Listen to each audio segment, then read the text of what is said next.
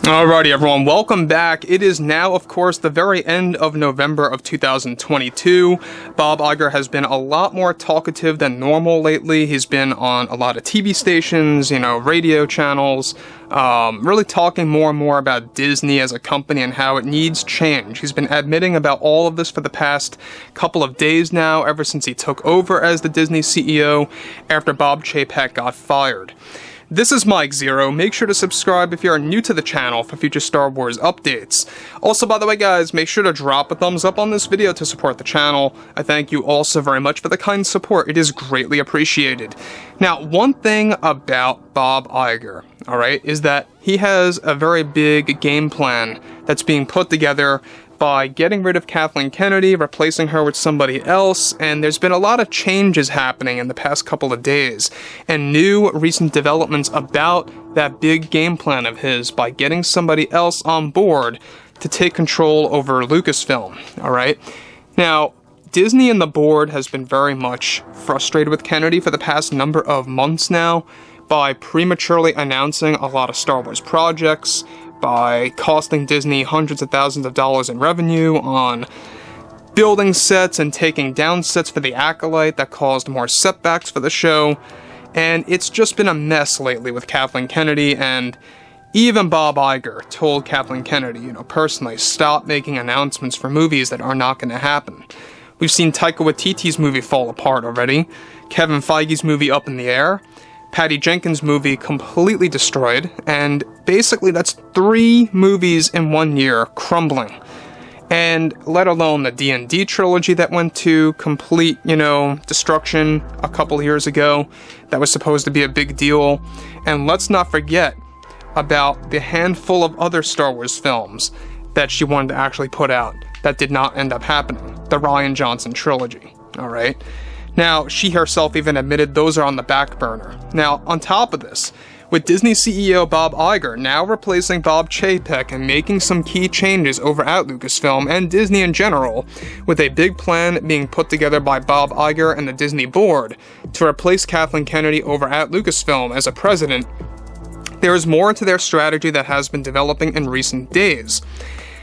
Now, it's described that Iger's big Hail Mary is to have Star Wars creator Ron Howard to take over as the Lucasfilm president right after Kennedy's obligations with Indy 5 are over and come to a close.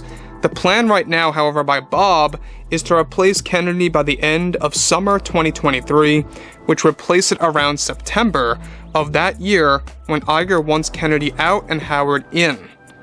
Additionally, the reason why Iger wants to replace Kennedy as fast as possible is that he wants to gain the confidence of the fans that did not approve of him before, and that one sneaky thing that Iger, however, is doing and planning out is by covering up Kennedy's departure and/or firing, and not calling it a firing, but rather as her stepping down voluntarily from Lucasfilm. Now, I want to pause here for a quick second, alright? For real quick. Now, the thing that I have a problem with Bob Iger here are 2 things, alright? He's being very snaky when it comes to his plan behind the scenes to cover things up by making it like Kathleen Kennedy is stepping down voluntarily and that she's not getting fired when in reality she is. So that's the big plan by Bob Iger and of course the Disney board members. Not all board members, by the way. There's a good chunk of them that are not endorsing Kathleen Kennedy, but there are others in there that 100% approve of Kathleen Kennedy, so let's just be direct about that. The thing I also don't like about what Bob Iger is doing here is that he's basically really trying to mask what's really been going on with Star Wars lately, alright? With Kathleen Kennedy's problems with the Kenobi series and the Book of Boba Fett, and saying how, there's no agendas involved under Kathleen Kennedy, as he said that before a couple of weeks ago. There obviously is something there going on. So when we jump ahead to where we are now, alright, Bob Iger is ensuring fans that Disney needs to change. He keeps saying this like every other 2 days. He's on a lot of, radio stations, TV channels talking about this, how Disney needs to change, and he's talking about how a lot of things are, needed to be quieted down a bit. when it comes to the uproar from fans. But when you look at everything like this, though, alright, this is a very interesting development of how he wants her out by the end of Q3 of 2023 and the end of summer, to be specific. Now, that's going to be September of 2023. September to be exact, alright? Because as we all know, September ends, of course, along with the end of the summer itself. So, when you look at everything like this, it's a very interesting time. I think it will be an even more interesting time in late 2023 to see this transition of Ron Howard coming on board, taking control. However, Bob Iger does have a backup plan, thankfully. He's got that little contingency plan. If things with Howard don't work out, he's looking at David Heyman, who was very involved with the Harry Potter films, to also take over. So just be aware about that as well. Moving on. Now, Iger wants to gain the confidence of the fandom by getting somebody more creative on board with Star Wars to trust in somebody like Ron Howard. Even Ron Howard has his own issues with Kathleen Kennedy when she never wanted him to use Darth Maul toward the end of the film in the flesh. They were supposed to be Maul for a scene in person instead of a hologram that Kennedy demanded Howard to do instead, which created creative differences and frustrations with each other. Iger has also been annoyed with how Kennedy has been prematurely announcing Star Wars movies that all eventually get cancelled, and that Iger realizes this has been costing Disney revenue and giving them a very bad image. And you know what? It has. It has been giving Disney a bad image. Let's be honest about this. You have somebody like Kennedy announcing movies on the flip of a dime and just never meeting expectations and never obligating to any kind of commitment or anything like that. A great list.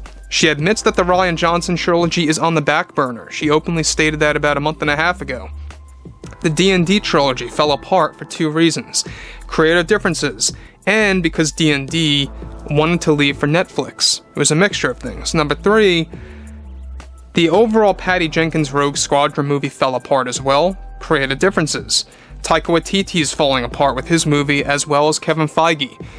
So that's like a lot of projects right then and there. Over 7 projects altogether that were movies that fell apart under Kathleen Kennedy. You don't see anything like this with Kevin Feige over at Marvel.